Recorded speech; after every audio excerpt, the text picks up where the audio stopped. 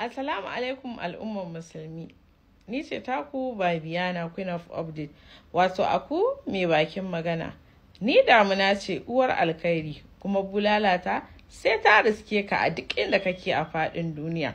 To yau zan nuna muku wani abin alkhairi da ɗaya daga cikin masoya na fans ina.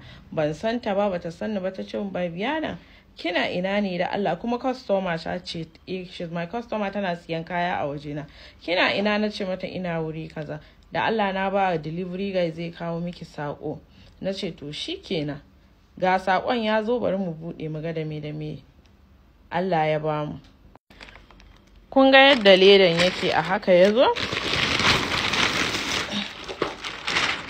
To ga su nan. Wannan turare ne Latafa. Ko gashi ga yadda yake. Turare ne mai tsada.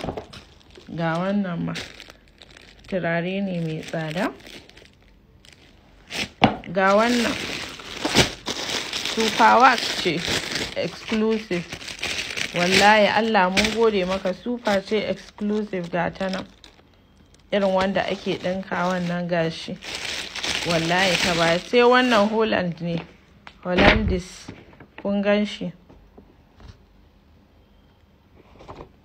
Kun ga yanda yake? Sai wannan.